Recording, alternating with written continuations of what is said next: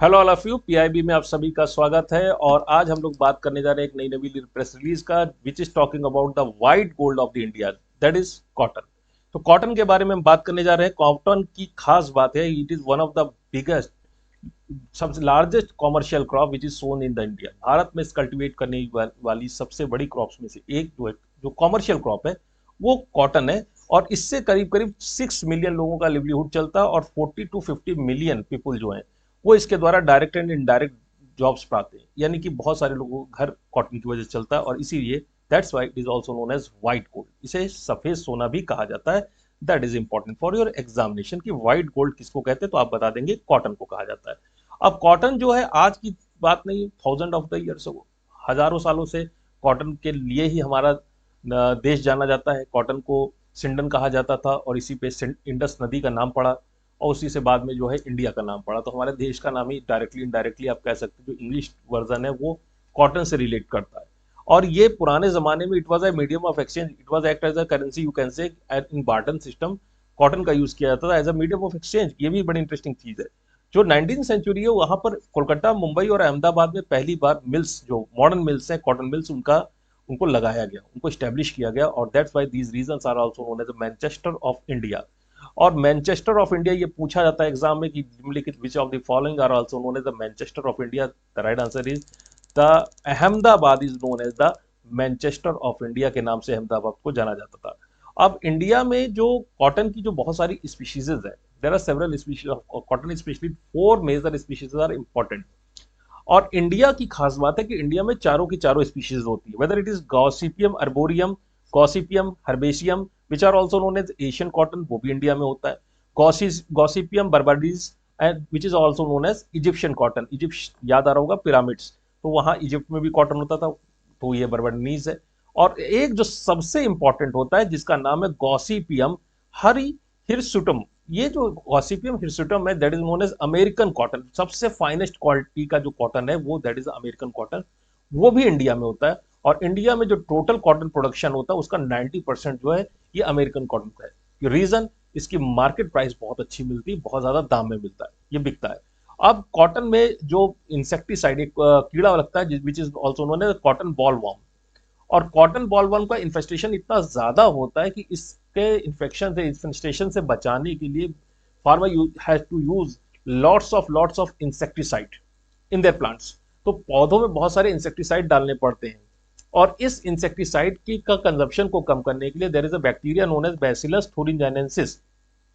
This bacteria forms a protein which is known as a crystal protein, or in small case you can say cry protein, which is very toxic for these cotton bollworm. जितने भी तरह के कीड़े होते हैं उनके लिए जो क्रिस्टल प्रोटीन या बैक्टीरिया बनाता है बहुत ही ज्यादा टॉक्सिक होता है, जहरीला होता है।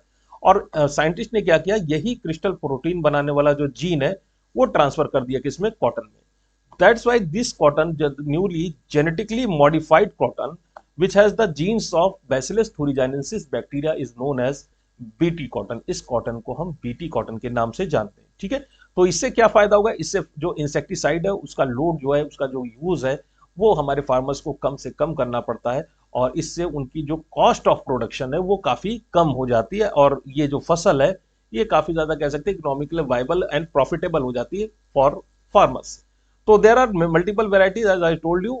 The quality and the pricing of cotton depends upon the size and the length of the fiber. So there are different kind of fibers: short length fibers, long length fibers, and extra long length fiber, which are known as staples. तो short staple भी India में होता है, which is 20 mm and below. 20 mm या इससे नीचे के जो फाइबर्स होते हैं वो शॉर्ट स्टेपल है।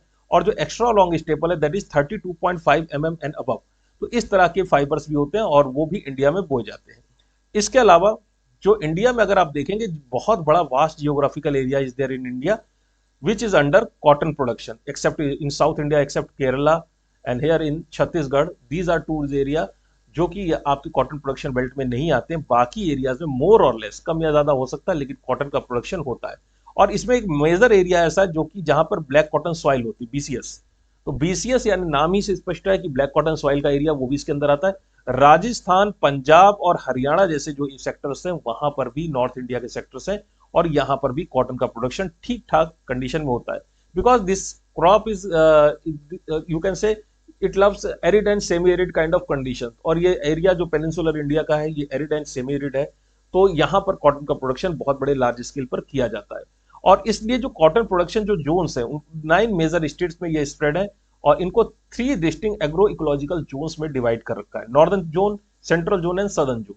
जो आपका नॉर्दर्न जोन है इसमें Punjab, Haryana and Rajasthan as usual, ये नॉर्थ के स्टेट्स हैं। सेंट्रल जोन में Gujarat, Maharashtra and Madhya Pradesh. Southern zone में तेलंगाना, आंध्र प्रदेश एंड कर्नाटका। ये इस तरह से आपने 3 जो है आपकी इसको जोन में डिवाइड कर रखा है। इसके अलावा अपार्ट फ्रॉम दिस साउथ के उड़ीसा और तमिलनाडु की जोनेशन में भी इसको इंक्लूड किया जाता है। अब जो ये इंडिया जो है इसकी खास बात है, India is first, no not in the production of cotton, we are first in the cotton cultivation area.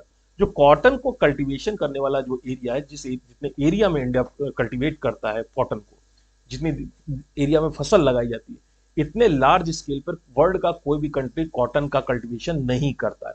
India में 114.84 लाख हेक्टेयर एरिया में कॉटन को बोया जाता है एज अ क्रॉप, ठीक है, which is 38% of total global cotton area. और ये total global cotton area that is 304.08 lakh hectare, ये टोटल ग्लोबल एरिया है, उसका लगभग 38% ये केवल इंडिया में है। लेकिन इंडिया जो है प्रोडक्शन में नंबर 2 है, ठीक है, प्रोडक्शन में हम प्रोड्यूस कम करते हैं, लेकिन हमारा जो एरिया है वो ज्यादा है। ऐसा क्यों? क्योंकि हमारा जो एरिया है ये बहुत ज्यादा मात्रा में डिपेंड करता है रेनफॉल पे। रेनफॉल के ऊपर डिपेंडेंसी बहुत ज्यादा होने की वजह से हमारा जो प्रोडक्शन है वो उतना ज्यादा मात्रा में नहीं हो पाता जितना अदर कंट्रीज कर पाते हैं। तो हम आते हैं सेकंड है, we are second in global cotton production and consumption. देखिए एरिया में फर्स्ट है, लेकिन कंजप्शन एंड प्रोडक्शन में हम सेकंड है। और कॉटन को जो हम कह सकते हैं मेजर किया जाता है फॉर द ट्रेड पर्पसेस, ये मेजर किया जाता है इन बेल्स। बेल्स यानी in Hindi it is known as गांठ, कपास की गांठ या बेल। और एक बेल जो है, एक गांठ जो वो that is equal to 170 KG of cotton. एक जो गांठ होती है कपास की वो 170 किलोग्राम वजनी होती है, उसका वेट होता है ठीक ठाक। और ये जो है इंडिया में 297.24 लाख बेल्स पैदा हुई, उनको प्रोड्यूस किया गया इन द ईयर 2024-2025 में। तो ये जो आपका जो यानी कि ठीक ठाक मात्रा में इंडिया में कॉटन का प्रोडक्शन होता है। तो we are number 1 in area, एक 150 लाख हेक्टेयर एरिया में हम इसको कॉटन को शो करते हैं, 30 which is 38% of total global cotton area. 304 lakh hectare जो है वर्ल्ड का टोटल एरिया, उसका हम 38% में उगाते हैं। जो हमारा प्रोडक्शन है वो करीब करीब 5 मिलियन टन है। We are number 2 in production and consumption में कॉटन के है। तो ये रही cotton story of the India, Bharat की कॉटन स्टोरी, जिसमें हम हर तरह की कॉटन स्पीशीज पैदा करते हैं, और हमारे देश में उत्पन्न हुआ जो प्रोड्यूस हुआ कॉटन है उसका यूज और उससे बने हुए आर्टिकल्स, उससे बने अप्रैल्स, उससे बने क्लोथिंग, वो USA, Bangladesh, united states of emirates और इस तरह की कंट्रीज में उसकी बहुत ज्यादा हैवी डिमांड है। और इसकी वजह से direct and indirect employment generation जो है इंडिया में लार्ज स्केल पर हो रहा है। तो ये थी आज की व्हाइट गोल्ड की स्टोरी, और फिर आपसे मिलेंगे नेक्स्ट पीआईबी में। तब तक के लिए thank you all of you.